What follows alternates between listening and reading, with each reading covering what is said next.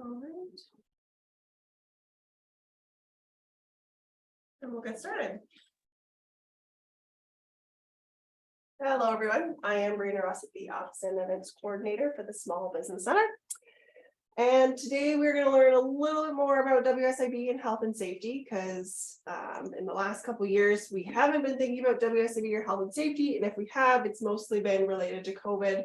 So I kind of wanted to bring something a little more back to the basics and a little bit more of a reminder of essentially what we should be doing regarding WSIB and health and safety for the small businesses.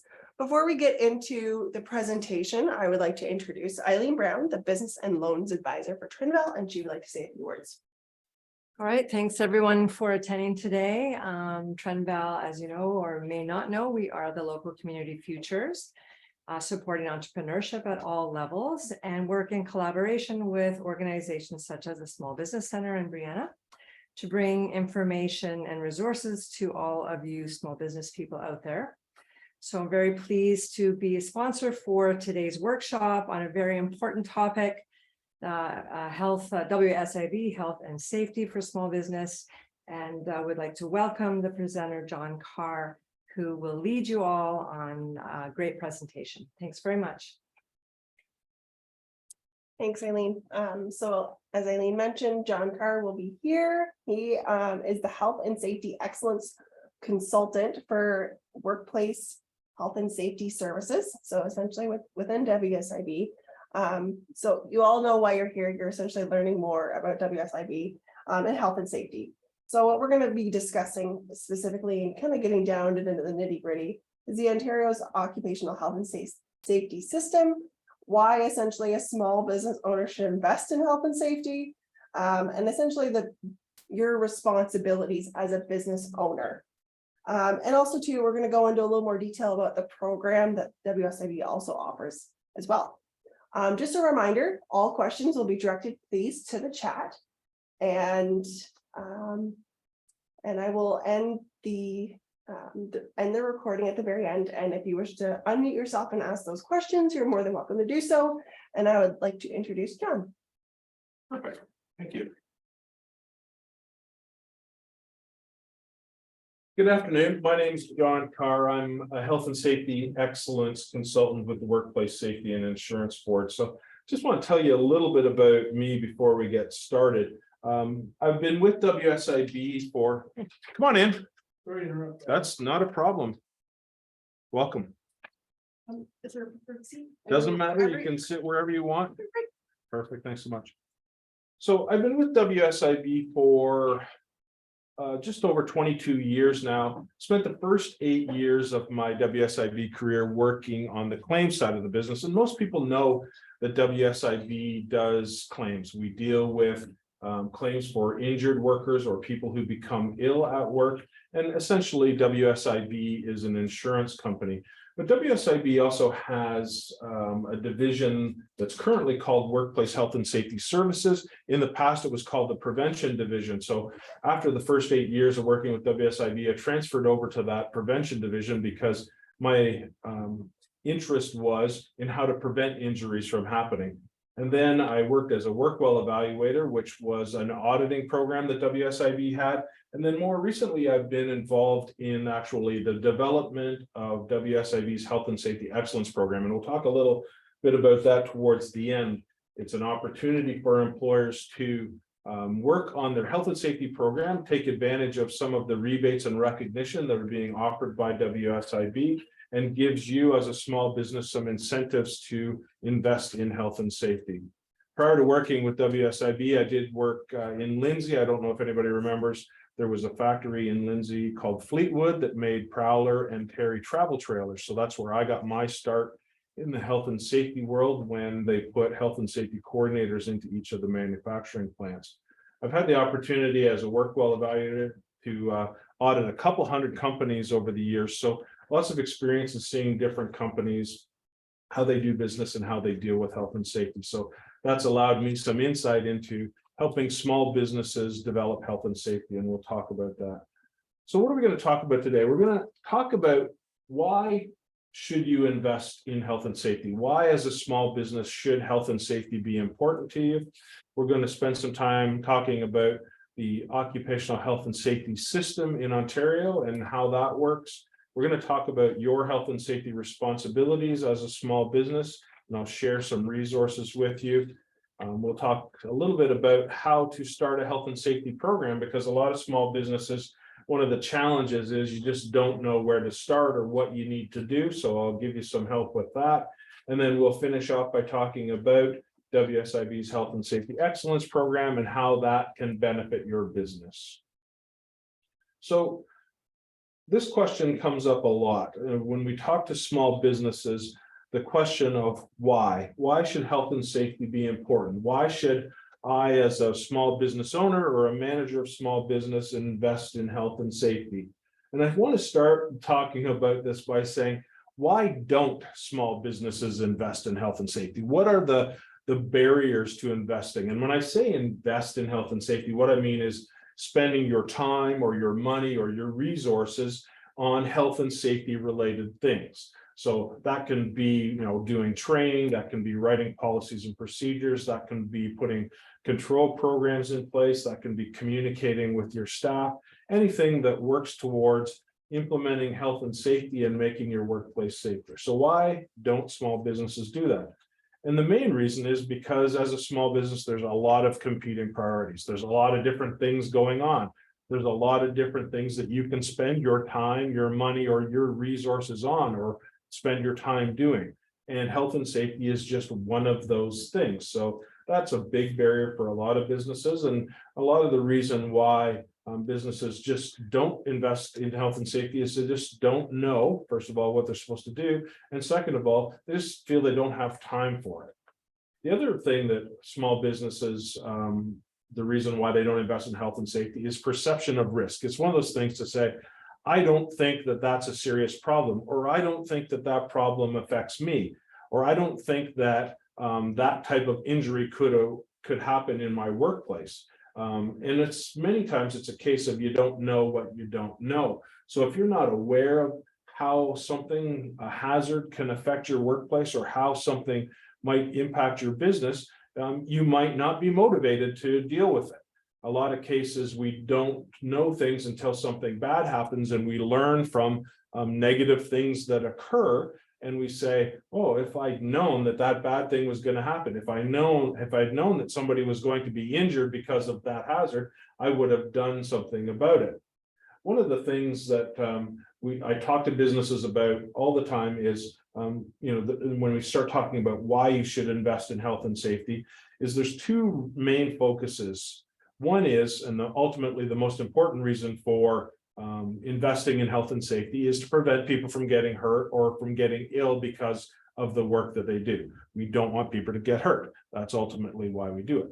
But the other reason that we invest in health and safety is to put our business in the best possible position, to strengthen our business, to protect our business, so that if something bad were to happen, we've put ourselves in the best position that we possibly can. And one of the things that, again, is a barrier to investing in health and safety is small business owners tend to be risk takers. That's why they're small business owners. They're willing to take a risk, to go out on a limb, to say, this is something I want to do. I want to try to run a business that makes a product or offers a service or whatever it happens to be that you do. And you're willing to take a risk and, put your livelihood and your family and everything at risk as part of doing that. If you weren't a risk taker, you would be working for someone else typically. So one of the reasons that people don't invest in health and safety is they're willing to take a risk, and they're willing to look at a situation and say, is it likely that somebody's going to get hurt as part of this process? And if they look at it and go, no, it doesn't seem that it's likely, they're going to take that risk. So flowing from that discussion of kind of why not, what is the why? Why should we? We always talk about return on investment. It's a big part of any kind of business discussion now, where people are asking, what's the return on my investment? If I spend $5,000 on something, what do I get back from that? As a person who has worked in a larger business, but had to deal with this exact scenario where you're saying, you're going to a senior management person or you're going to the owner of the business and you're saying, I want to spend $1,000 on training, or I want to spend $5,000 on machine guarding. The question that always comes back is, okay, so what do we get back from that investment? What's that return on investment? And for health and safety, that's always been an extremely difficult thing to put numbers on because there's way too many variables involved. And for the most part, if you're investing in health and safety, it's to prevent negative stuff from happening. It's not to gain a positive outcome, it's to avoid the negative.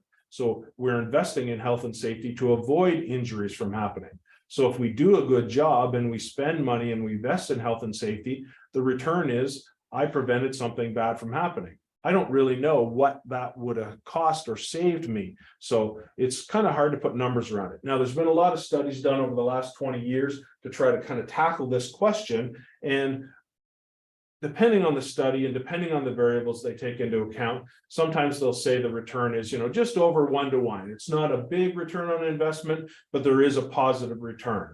And some of the studies will say it's a 7-to-1 return on the investment, depending on the variables they take into place. But when you look at those studies, one of the common things that the studies are saying is that there is a positive return on investment, that if you put money into health and safety, you will get at least your money back on that it will be a positive return. One of the other things that we certainly suggest is an important reason why you invest in health and safety is to strengthen your business reputation. So as I said, one of the motivators for investing in health and safety is to put your business in the best possible position. You want to strengthen your reputation. You want to have a good reputation in your community. You want to have a good reputation online. You want to have a good reputation within your business sector, within the businesses in your area that do the same thing as you. You want to be known as a company that's doing the right thing, a company that's making those investments to make your business better. So having a good health and safety program could certainly go a long way to supporting that. And we'll talk a little bit more about that as we go through. And then, as I mentioned, ultimately the reason why you want to spend your time and your money and your resources is to keep your employees safe and happy and healthy so that they can come to work and they can be productive and they can produce the products and services that allow your business to be successful. So ultimately, that's the reason. And from WSIB's perspective, the reason that we want you to invest in health and safety is to reduce the number of injuries that occur. Because as an insurance company, if we can prevent injuries from happening in the first place, then that's an injury that we don't have to deal with. It's a claim that doesn't come into WSIB. So ultimately, that saves money for the system if we can prevent injuries from happening in the first place. The other reasons that you want to invest in health and safety is to avoid the negative side of what happens when an injury or an illness occurs. We know that if something negative happens, if there's a serious injury that happens, or even a minor injury that results in a claim, we know that there's the possibility of, the government gets involved, and whether that's WSIB or whether that's the Ministry of Labor or another regulatory body, you will want to avoid the negative costs associated with claims. So things like fines and business disruptions. We know that having a claim can have a significant impact on small businesses, especially if the person who gets hurt is a really important part of your business. If you're a small business that only has a few employees and one of your key people is injured because of a work-related injury and they're not able to work, that can significantly impact your ability to be successful as a business. If that person that you rely on to run the business on a day-to-day basis or manage the business or to sell the products and services is not able to do that, what's the impact on your business? So if you can avoid that injury from occurring in the first place, you have the potential to avoid that negative situation where you can't conduct business properly or as successfully as you normally would. The Ministry of Labor, they get involved in situations where there's injuries as well. So there's potentials for fines, there's potential for work orders, potential for work stoppages if it's a very serious situation.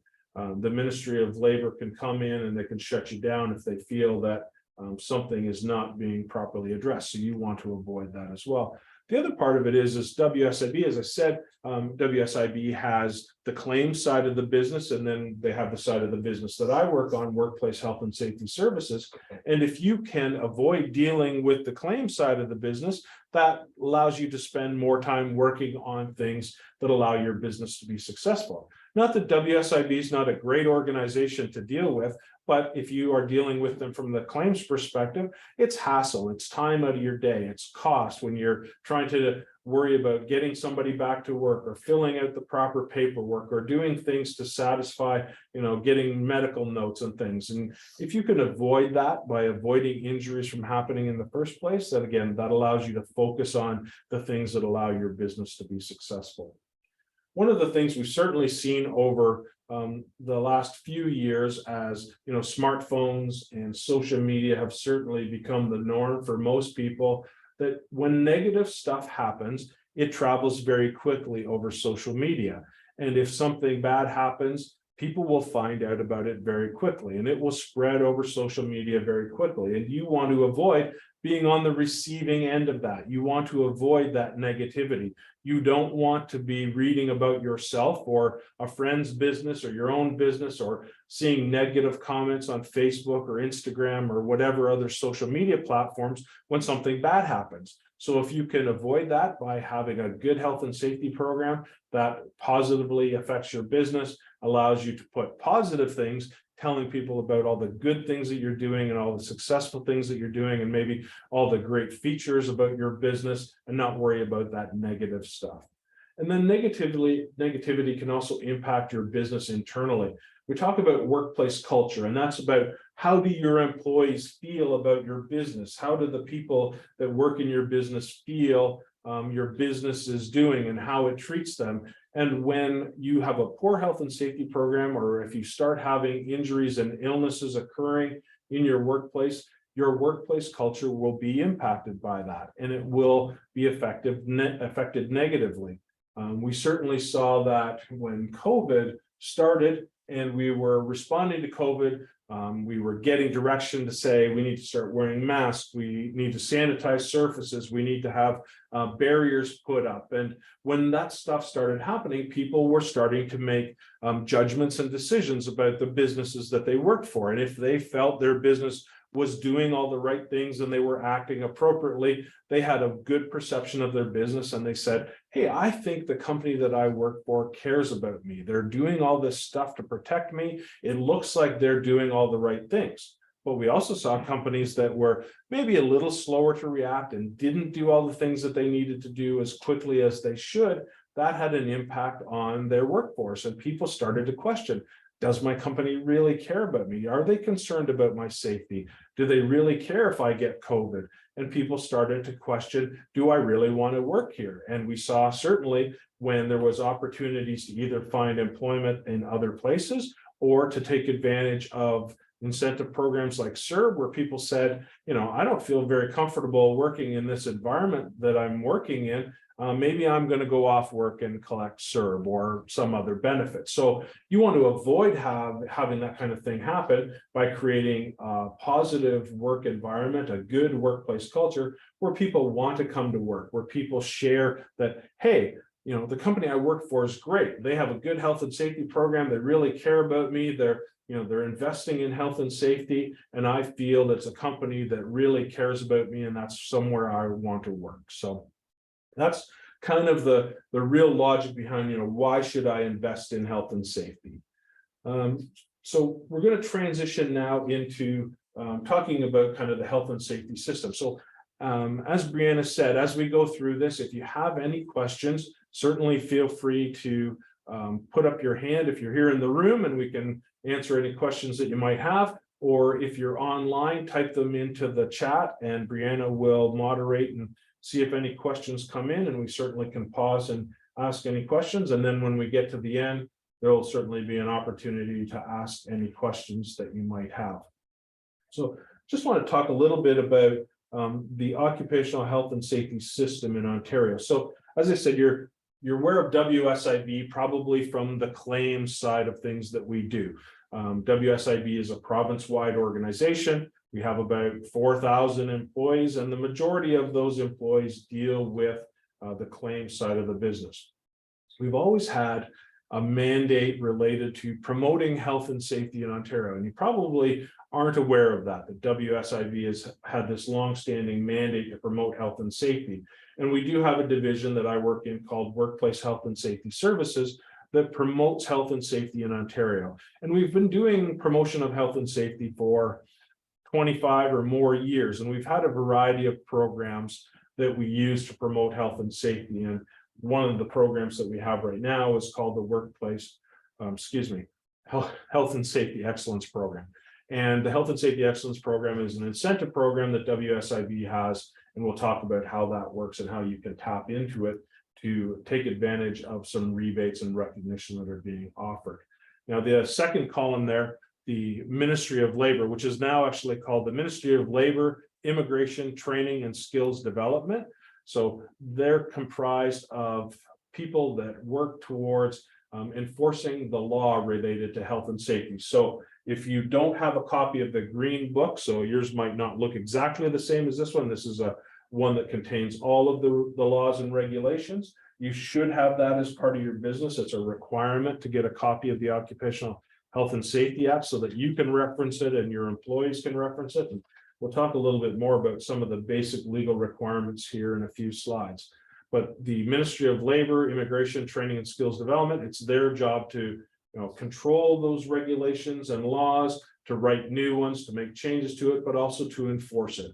So they have inspectors that come out to your workplace, and if there's an injury that occurs or a complaint that occurs, or if they're just doing a regular inspection based upon specific hazards, they may come to your workplace and they may want to do an inspection and they may want to talk to people. And based upon that inspection or those discussions they have with people, they may actually issue orders or they may levy fines depending on what they find. So, yes, Question, okay. how do you obtain one of those books?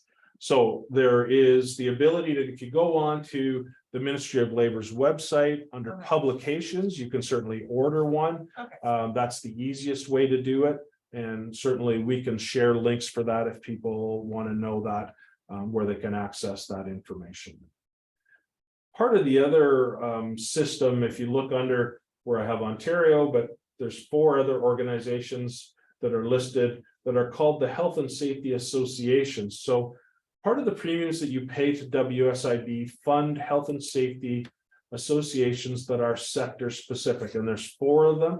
There used to be 13 organizations, and you may have heard of things like the Construction Safety Association and IAPA and the Transportation Safety Association. Well, those were amalgamated into these 4 larger organizations. So we have Workplace Safety North, which deals with mining and forestry and pulp and paper, things that take place in the north, as well as all other industries that take place in the north. We have the Public Services Health and Safety Association, which is typically things like school boards, municipalities, larger organizations. We have Workplace Safety and Prevention Services, which is comprised of industrial, manufacturing, services, and farm safety. And then we have an Infrastructure Health and Safety Association, so IHSA, and they're the construction and transportation health and safety services. So these organizations provide consulting, they provide training, they provide resources and tools. And as I say, part of their budget is funded by the premiums that you pay to WSIB. So if you haven't taken advantage of these services that are offered by these associations, I certainly would recommend that you do that.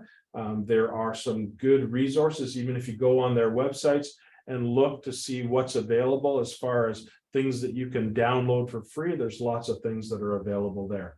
The 2 at the bottom, Workers Health and Safety Center and the Occupational Health Clinics for Ontario, are also funded in part by the premiums you pay to WSIB. And those organizations help with training and also do some research into health and safety to support the system.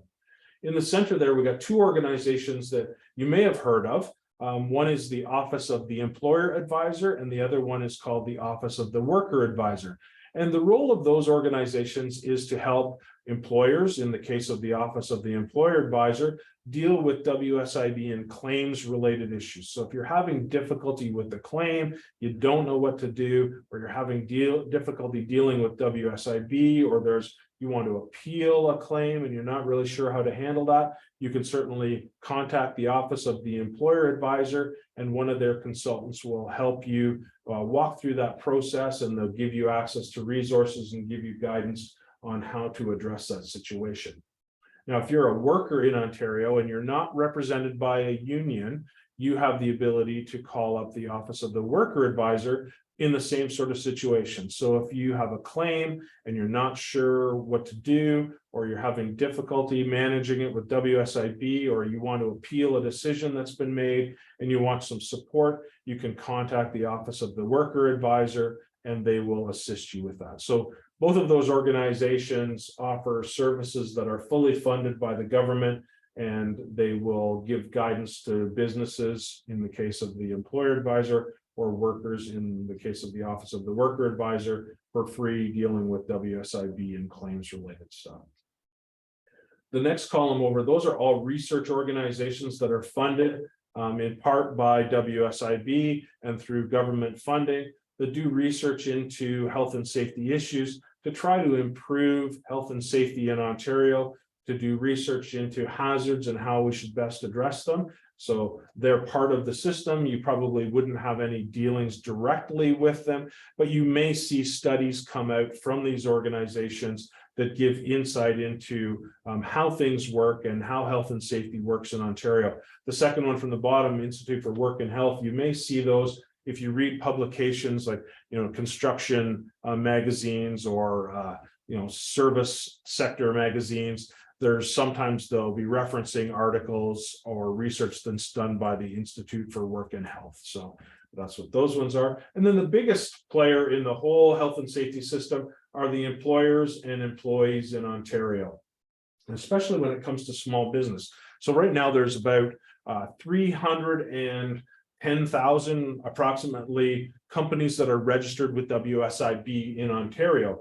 And about 290,000 of them are what we classify as small businesses. So the majority of businesses in Ontario are small businesses or micro businesses. And then ultimately, if that many businesses are considered small, then a lot of the people who are actually employed in Ontario are employed by small businesses. So small businesses have a huge impact on the economy of Ontario and the success of our economy. So it's important that those businesses be strong, and having a strong health and safety program supports those businesses and makes them more successful. So certainly that's one of the motivators for us at WSIB, is to help those businesses be successful so that they can help the economy of Ontario and help everybody be successful. So let's talk about your individual responsibilities as a small business in Ontario. What do you actually have to do?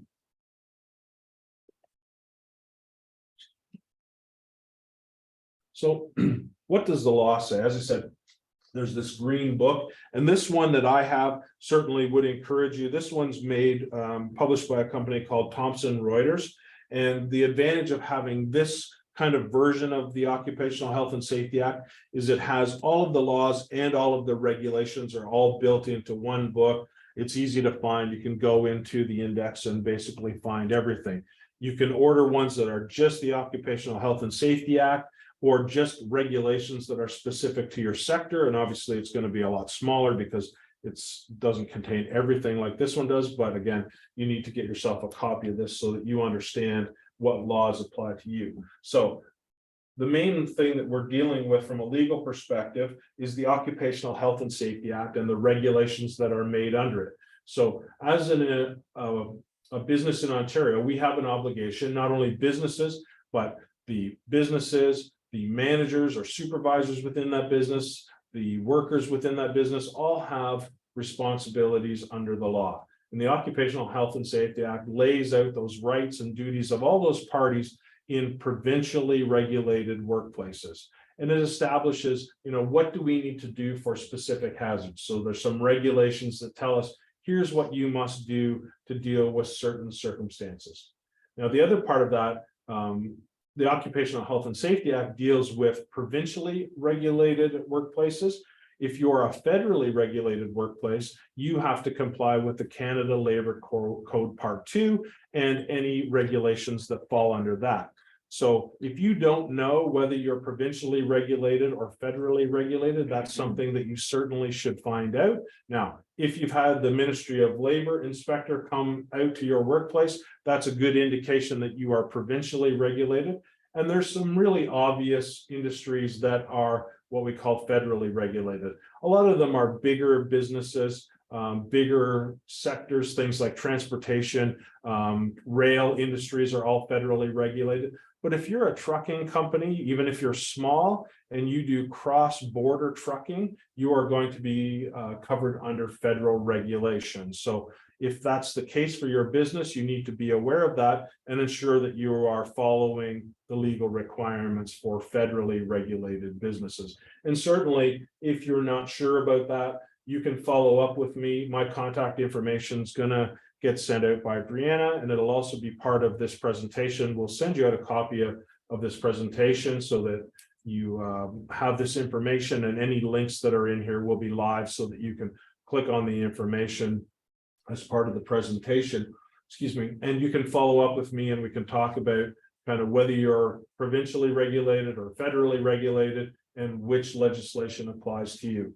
The other piece of legislation that applies to all businesses in Ontario, or the majority of businesses in Ontario, is the Workplace Safety and Insurance Act.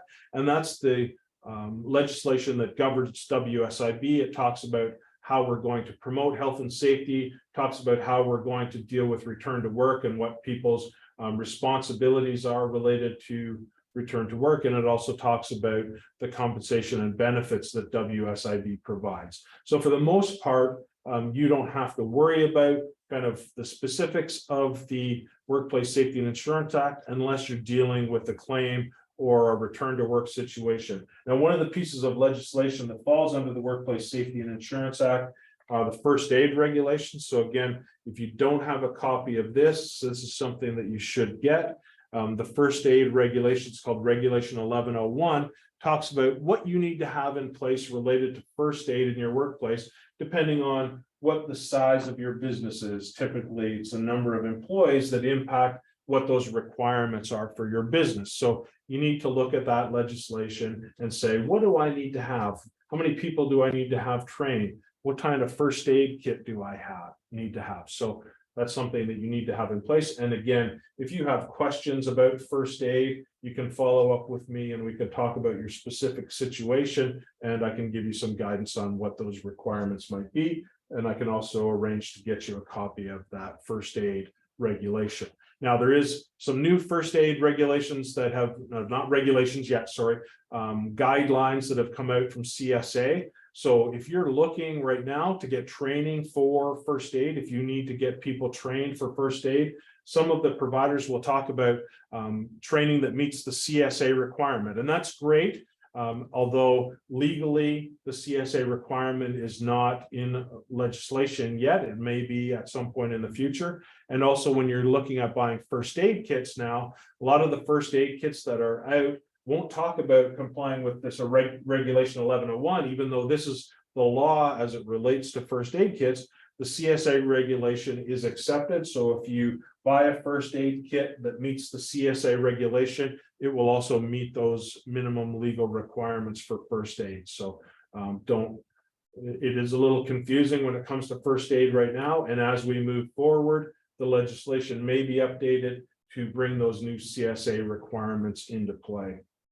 But right now, Regulation 1101 is the one that guides first aid.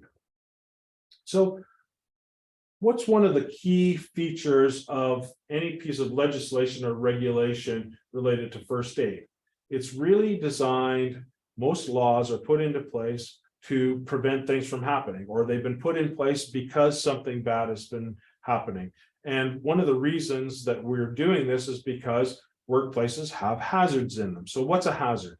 You know, a hazard is something that could cause an injury, it could harm people's health or well-being.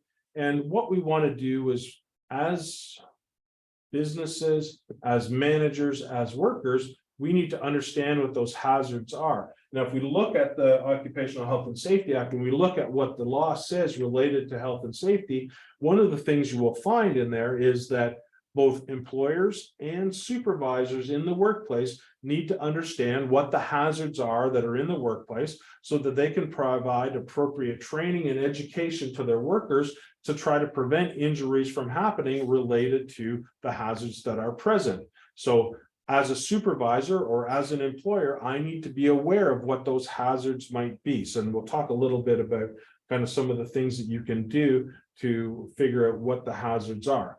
The other piece of legislation that really comes into play for most businesses is a thing that we call the general duty clause. If you look at the actual language in the Occupational Health and Safety Act, it's called, it's under section 25(2)(h).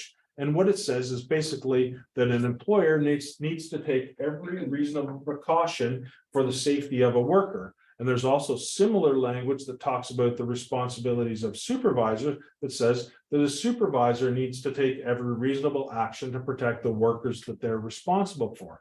So if I'm an employer or if I'm a supervisor, how can I possibly take all reasonable precautions or take every reasonable action to protect people if I don't understand what the hazards are that are in the workplace? So once I understand what the hazards are, then I can work to try to prevent people from getting injured by that. So hazards are broken up into different categories. You can see here, there's chemical hazards, there's physical hazards, things that, you know, could cut you, things like, or burn you, psychological hazards, which are things that maybe a few years ago, we didn't really give a whole lot of consideration to, or things that we thought that's not really part of our responsibility as employers or supervisors. But now we realize that those things like PTSD or anxiety and stress that are caused by traumatic situations in the workplace are now legitimate, serious issues that can impact people's ability to do their job, and something that employers have to take into consideration so that we can ensure that we're dealing with all those potential issues that could cause harm. Things like ergonomics, you know, ensuring that people have good workstations or their tools are proper, that they're not doing things too repetitively or lifting over their head, you know, over and over again and causing an injury. Then there's safety hazard, things like, you know, slips, trips, and falls is one of the most common ones that affects every workplace. So there's those types of hazards. And then there's biological hazards. And over the last 2 years, we've seen the impact of a biological hazard, things like COVID, where we may not have had appropriate controls in place. We might not have had a infectious disease program in our workplace, but the circumstances over the last 2 years have basically forced us to think about those things, to become much more aware of how something like COVID could impact our workplace. And a lot of workplaces that didn't have any sort of control measures before have been forced to put things in place over the last couple of years.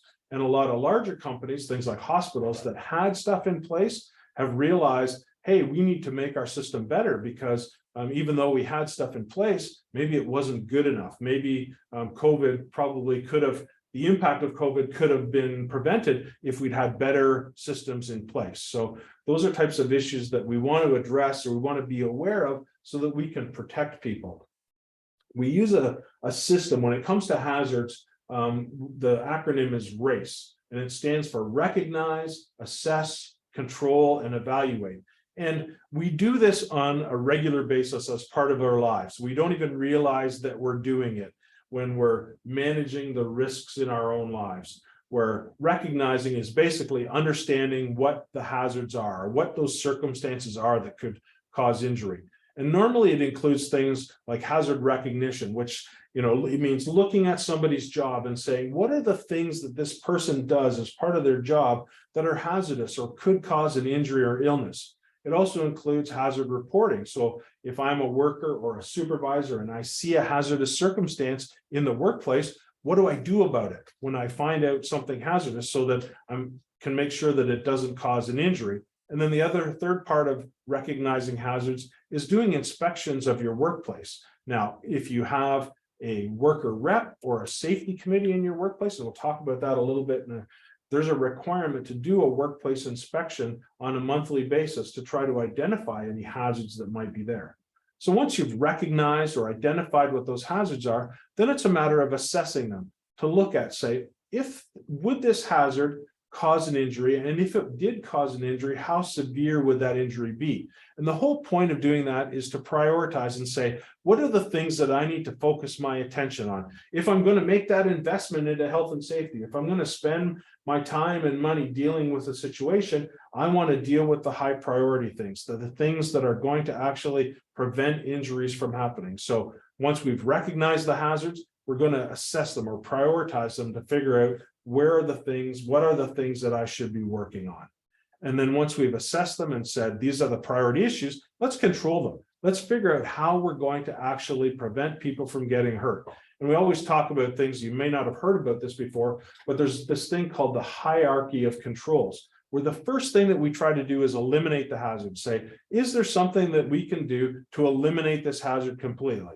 And if we can't do that, then we move down to the next thing and say, can we substitute it with something else? Is there a way that we can get rid of this by substituting with something else? And one of the examples of this is, let's say we're using a chemical that is hazardous in nature. Maybe it's not good for the people who use it or has the potential to cause injury. Can we substitute that out with a different chemical or a different product that maybe isn't as harmful? So that's one of the examples.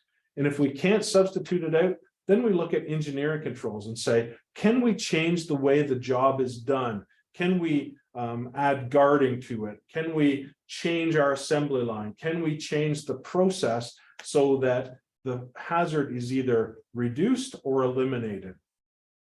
If we can't do any of those things, then we look at administrative controls. And administrative controls are basically, let's put some rules in place or let's put some processes in place so that people don't get hurt. Things like safe operating procedures or rules, equipment safety rules, or workplace safety rules are part of administrative controls, where we're telling people, don't do that thing that could potentially hurt you, or don't do it in this way, or do it in this way to avoid injury. So those processes that we have to avoid injury.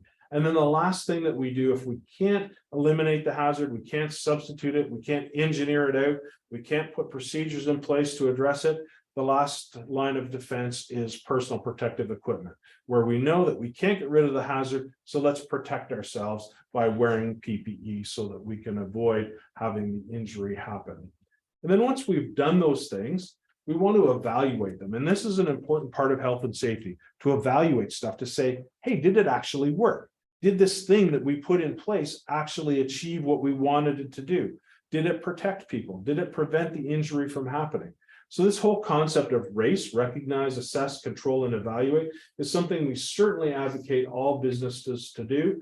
And if you look at the things that cause injury in your workplace, if you do this, if you go through this process of recognizing the hazards, assessing them, prioritizing them, putting controls in place, evaluating their effectiveness, you will solve most of the problems of things that are actually going to cause people to get hurt in the workplace. So we'll certainly continue to talk about this and advocate for this process as we go through. And we'll talk about how the Health and Safety Excellence Program can help you go through this type of hazard identification and assessment process so that you can put the appropriate controls in place. And it doesn't have to be complicated. It is pretty straightforward and it is pretty common sense.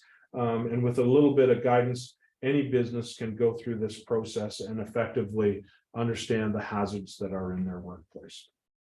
So what I've done is I've actually broken down some of the minimum requirements based upon what the law says that you're supposed to do. So this is the real basic starting point for businesses. And I've broken it down into kind of three groups: 5 or fewer employees, 6 to 19 employees, and 20 or more employees. And the reason I've broken it down that way is that's the breakpoints that the Occupational Health and Safety Act uses of when it looks at the requirements for different businesses. So if you're a small business and you've got 5 or fewer employees, and we tend to call these businesses micro businesses. There's a lot of these in Ontario. When you look at what the law requires, there isn't a whole lot actually that you're going to find that actually applies to you. So a lot of this stuff becomes best practice. What are the things that I should do, even though maybe the law doesn't actually require me to do them, the things that I should do to make my business better. And we start looking at things like ensure everything reasonable is done to protect your people's health and safety at work. So that's really based upon that legal requirement, that general duty clause to take every reasonable precaution.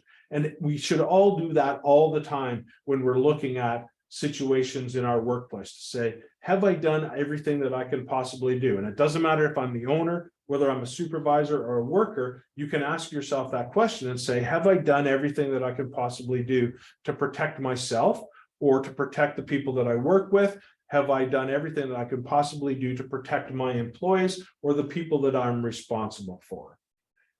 As an employer or a supervisor, you need to inform, instruct, and supervise your workers to protect their health and safety.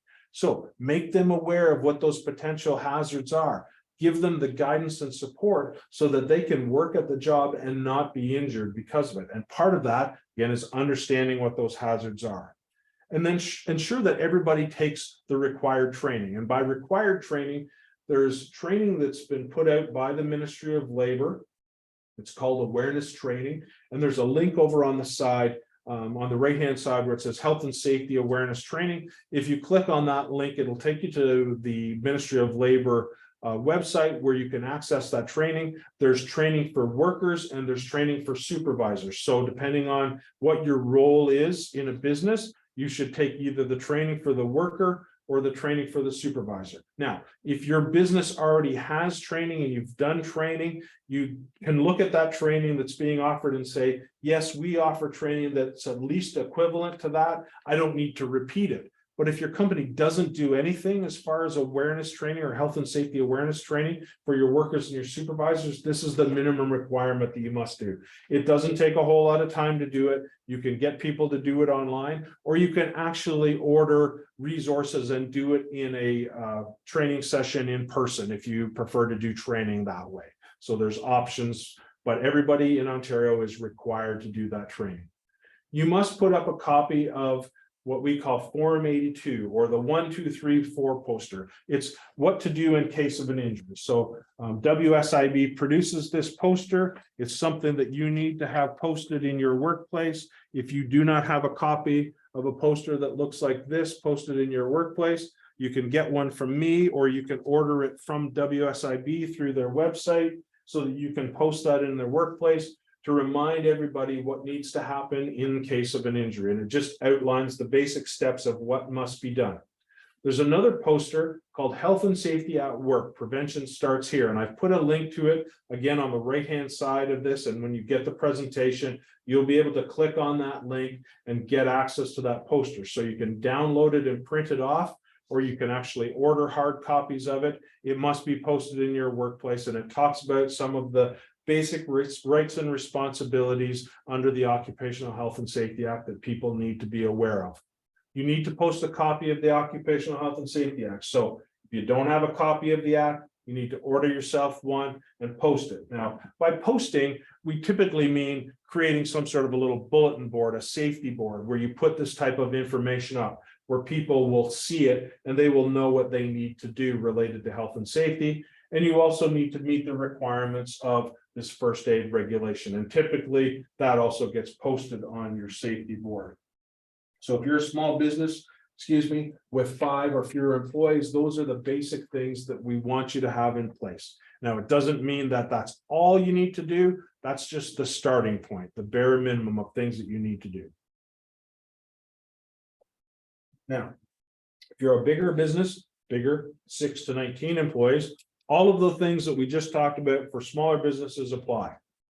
All those requirements are still in place. But there's some additional things that you need to start to do depending on the size of your business. So once you get bigger, you are required to put up a health and safety policy. So the Occupational Health and Safety Act requires you to put up a health and safety policy, to have that posted with that other information, those posters that you already put up. The health and safety policy is like a motherhood statement that says, I promise to be a good employer, and I promise to be safe, and I promise to make sure that the supervisors all do the things that they're supposed to do. Now, nobody has actually ever been really held accountable for what that policy says. You're legally required to have it. There's some samples that you can find online that you can just tweak and modify to make your own. The Ministry of Labor has one. If you click on that link, on the right-hand side, guide to prepare policies, it'll maybe give you an example of what that would look like that you can just tweak and make your own. But it's what flows from that. If you make those promises and you put them in writing, and that policy needs to be signed by the most senior person on site, so whether that's the owner or a manager, the most senior person, and dated within the year. So it has to be updated on an annual basis. So if you've got one of those policies that maybe you created a number of years ago and it's not up to date, you need to revisit that and say, is this still current and valid? Have I signed off on it? And is it dated within the last year? You're also required to put up a workplace violence prevention policy and also a workplace harassment prevention policy. And again, if you look at that link where it says guide to prepare policies, it'll give you some guidance on how to prepare those and what they should include. And those things, again, are required. And I'm going to say a lot of businesses don't have those put up in their workplace yet. So if you haven't got a violence prevention policy or a harassment prevention policy, and sometimes you see them rolled together where it's just one document that contains both of those things, and that's fine. You need to ensure that you've given that some consideration and put that up in your workplace. And then if you have between 6 and 19 employees, you're legally required to have a health and safety representative who represents your workers. So it has to be a worker, not one of the management team. And it has to be a person who acts as the representative of the workers, and you post their name and work location up on the board so that people know who that health and safety rep is, the person that they can go to if they have any health and safety concerns, where they can talk about it or report any hazards or address any concerns that might come up related to health and safety. So that person plays a very important role in health and safety in the workplace. Then we start looking at businesses that are the next category. So essentially, from the occupational health and safety perspective, once you get to 20 employees or more, all businesses are the same from a legal perspective. And all of those requirements that were on the last slide that applied to 6 to 19 businesses or 5 and under businesses, those apply. The only difference now when we get to 20 or more employees, we actually have to have a health and safety committee. So we have to not only have a rep that represents the worker, we also have to have a management representative, and those two people, or in larger businesses, more than 2 people, would represent the people from management and workers, and they would work together to help implement health and safety in the workplace. And you need to post the names and locations of those committee members so that people know who they are. There's a document that you can download if you really want to learn more about how worker reps and the safety committee can work. The bottom one on the right-hand side, guide to join health and safety committees. If you click on that link, it will take you to some resources that you can use to help you implement a safety committee in your workplace. It talks about what they have to do, things like how often they have to meet and how often they have to do inspections, which is a key component of their role on the safety committee or the worker rep to do an inspection of the workplace, because we want to try to identify those hazards, those things that could possibly cause people to get hurt. Where are we at for time, Brianna? We are 1:53. Okay. So I'm going to talk quickly about developing a health and safety program. Once you've kind of got this idea that there's some things that I need to do from a health and safety perspective, we start looking at what does the requirements, what should I have? What does a good health and safety program have? And we relied on some of these health and safety standards. I won't go into details, but there's some existing health and safety standards that kind of outline what a really good health and safety program should have, what the requirements are, and what kind of like, where's the bar set really high. Small businesses are never going to be able to meet the requirements of all these health and safety standards, and you shouldn't really try to. You should try to get some of the basic stuff in place, but these are the things that we want to shoot for, the best practices. So when we start looking at health and safety, we use this standardized system called Plan, Do, Check, and Act. And Plan, Do, Check, and Act really is designed as a system to help us implement and develop and implement health and safety. So the plan is coming up with the policy or procedure. Sorry. There's a hand raised. There's a hand up. Okay. Mosquito? If you unmute yourself so that we can hear you. Hi, Hello, can you hear me? Yes. we can. Okay, hi. So I wanted to ask about the number of people, the requirements per number of people. You refer to the people who work at the workplace as employees. What if your business is like a family-owned, family-run kind of thing? Does it still apply with like under 5 people? So typically with how we define employees is, do you Mhm. pay those people as part of your business? Then if they are paid, they would be considered an employee. So we look at, do you have under 5 people that are being paid as employees or receive some sort of remuneration, services, food, whatever, however you pay them, that's entirely up to you. But do they receive something for the work that they do? They would be considered employees. So that's how we kind of define who's an employee. And then you have to figure out how many people there are in your business. And then the requirements would vary depending on how many employees you have. Okay, so for clarification, would an owner who's a worker considered an employee? Okay. So it sounds like you've got less than 5 employees. Yeah, so I'm asking, would an owner who is also working in the business be considered an employee? Yes. Okay. Yeah, if they're basically, they receive something for being part of the business. Now, there's different, from the occupational health and safety perspective, the owner is typically considered an employee. From WSIB's perspective, they might not be considered an employee depending on how your business structure is set up. And there's some different rules that relate to WSIB and whether they would be entitled to benefits. For smaller businesses, typically like owners or directors or board members, things like that, have to opt into coverage by WSIB. But typically, if you are a small business owner and you have employees, you are going to be covered. Does that help answer your question? Yes, thank you. Okay, thank you. So when we're looking at putting our health and safety program in place, we want to come up with some formalized things. We want to have things like policies and procedure so that we know what we're doing, what everybody's responsibilities are, how we can ensure that things are done safely. So we use this plan, do, check, act model. So plan is the procedure, do is actually communicating it and training it to your employees, completing those activities. Check is actually that evaluation component that I mentioned earlier when we were talking about hazards, saying, does it actually work? Does it do what we want it to do? Is it effective? And based upon that check step, if it's not effective, then we need to change it and make it different and improve it. Or if it is effective, maybe there's a way we can make it better. So that's kind of the model that we use when we're implementing health and safety. So let's talk about kind of how WSIB can help. WSIB has had this mandate to promote health and safety.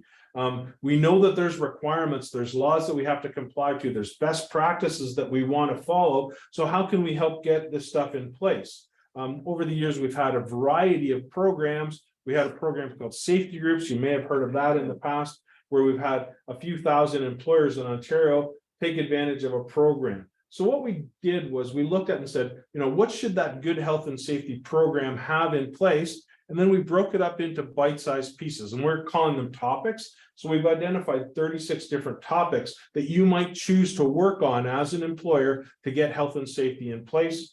We've identified some at the foundation level, some at the intermediate level, and some at the advanced level. So smaller businesses are typically going to be focusing on those foundational level things that are going to, get the basics of health and safety in place. And if we look at what those things are, if you look at the foundation level, we're looking at things like leadership and commitment. What are leaders responsible for? Health and safety responsibilities. So defining what people are responsible for so that everybody knows what their responsibilities are. How are we going to communicate information? How are workers going to participate in the health and safety program? And then numbers 5, 6, and 7 there are recognizing those hazards, doing that assessment, and then controlling the hazards. And then things like reporting of incidents or illnesses when they happen, or doing an investigation to figure out why did this happen? How can we prevent it from happening again? And first aid. So those are things that we really encourage smaller businesses to focus on. And through the Health and Safety Excellence Program, there's an opportunity to develop and implement those things in your workplace and take advantage of the incentives that are being offered. So the Health and Safety Excellence Program is really an incentive program where we give you support and assistance to try to get those basic topics in place, and we give you some recognition for doing that. So for every topic you develop, you would get a rebate. Those rebates are typically based upon the premiums that you pay to WSIB. But for smaller businesses, we recognize that there needs to be more incentive. Because you have those competing priorities, because you have all those things you could potentially spend your time and money and resources on, what's going to get you to invest in health and safety? What's going to get you to spend your time on health and safety? So we're going to offer $1,000 for every topic that you complete in the program. So for a small business, you can choose up to work on 5 topics per year. You could get $5,000 back from WSIB, up to a maximum of 100% of the premiums you pay to WSIB. And right now, there's some new incentives that have been offered that are going to double up on those rebates. So let's say you pay $2,000, and I'll walk you through some examples here in a second. $2,000 to WSIB, you can get that $2,000 back by working on a couple of topics, and then you could double up on it and get $4,000 back if you complete those topics by the end of 2023. Basically, how the program works is you join, you sign up with the program, you work with a provider. So WSIB owns the program. We have oversight over the program, but we have a provider network made up of those health and safety associations and other health and safety training and consulting companies to help you through the program. You choose which topics you want to work on, you develop them, then you demonstrate to WSIB what you've done so that we know that you've actually implemented those topics, and then you achieve the recognition or rebates for completing those topics. Now, that provider network that I talked about, they're health and safety professionals. Some of them are those health and safety associations. They're going to provide training, they're going to provide guidance, they're going to provide consulting, samples of tools and templates, things that are going to help you get these topics, these health and safety elements implemented in your workplace. They're located all over Ontario. They cover all the different sizes of business and sectors. Now, there is a cost to joining the program, which is between $600 and $1,500, depending on which provider you choose. But now with the incentives we're offering, you can get $1,000 to go towards the cost of joining. So for most businesses, it doesn't cost anything to join after we give you that $1,000 back. So there's some good incentives to join right now. And essentially, you can access the program for no cost. We're going to follow that plan, do, check, act model where we're going to choose the topics. And as I said, you can choose up to 5 topics, although most small businesses are only choosing 1 or 2 topics, because typically either you can max out your rebate with 1 or 2 topics, or you really only have the capacity to work on a couple of things and you don't want to overextend yourself and not be successful. So it's better to choose a couple of things and be successful than choose 5 things and not be able to do them. So once you choose them, you're going to use that plan, do, check, act model. You're going to use those templates, those samples, and the resources and consulting that the provider is going to give you. And you're going to actually implement that topic in your workplace by communicating it, maybe doing some training. And we want you to, make it living and breathing. So that's actually part of what you do on a day-to-day basis. It's not a bolt-on thing that's added after the fact. It's part of what you do. And that's how health and safety becomes successful in your business, if it's part of the habit of a day-to-day activities that workers have. Then you're going to evaluate it to make sure that it's successful. And then based upon that evaluation, you do make improvements or acknowledge your successes. And once you tell us about that, what you've done, how you've implemented, you're going to be eligible for the rebates. Here's just a chart that shows it, but I'm going to go through a couple of examples quickly just to show you.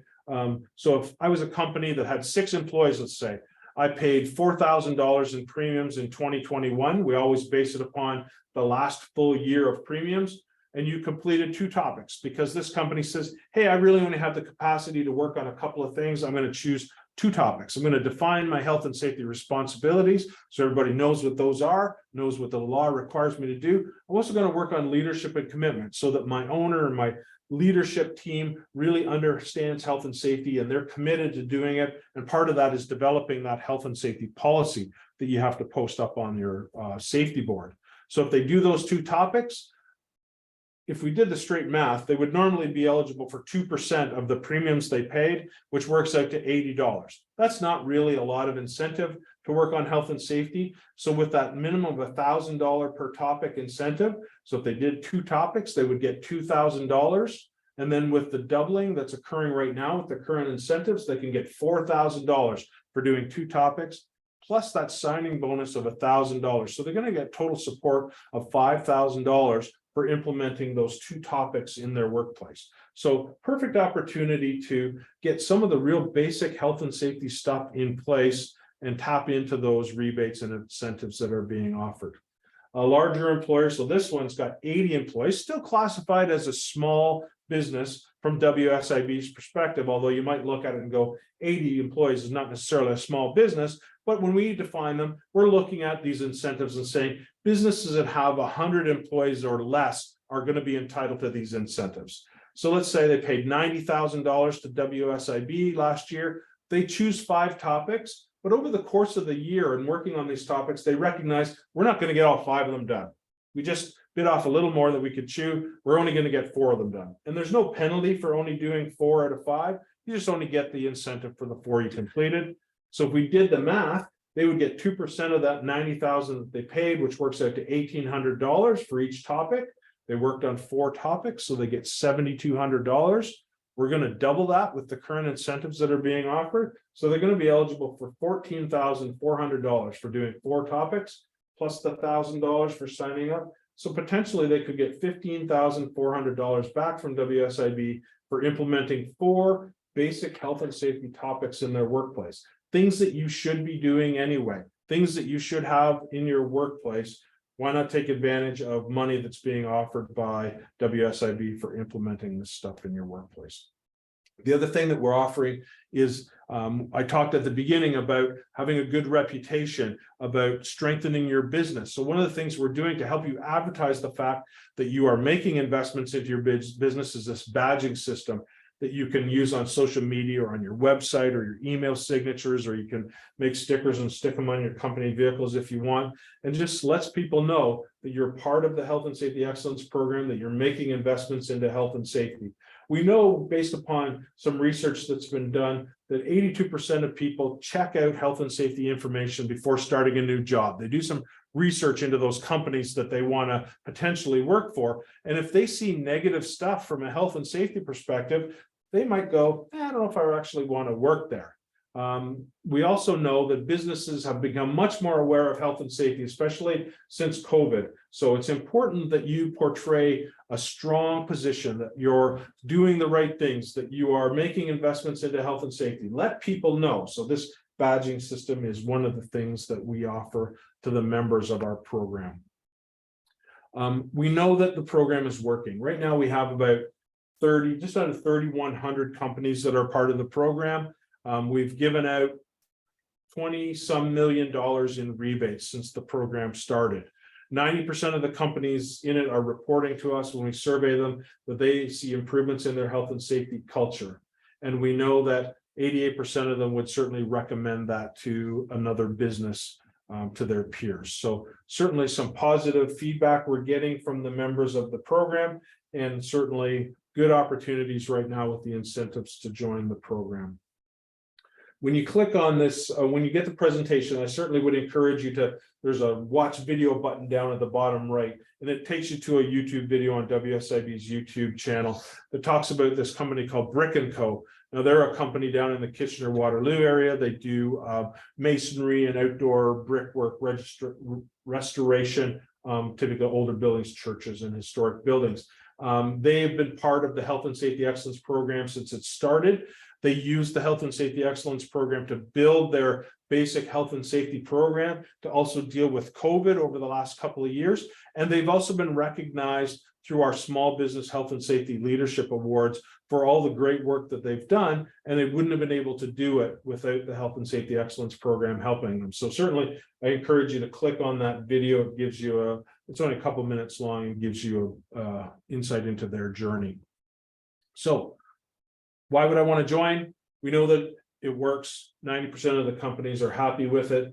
It's offering those financial rebates plus the $1,000 to signing up. We know that people are doing research, trying to figure out if companies are safe before they get hired by them. It aligns with those health and safety standards. We know that we're working towards the right thing.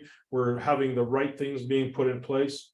It helps you with that return on investment thing. We know that there's a positive return on investment in health and safety, but with the incentives that we're offering, you're not basically putting money out, you're getting money back from WSIB for investing in health and safety. So that return on investment is even compounded more than it would normally be. And ultimately, it works towards that goal of keeping our people healthy, happy, and safe, because ultimately that's what we want to do as businesses, especially small businesses, to ensure that we can do our business successfully, that we can, build our products, we can provide our services, we can have a successful business, that we can actually provide for the people that work for us and provide a successful business for ourselves as business owners and managers as well. So health and safety is an integral part of that success.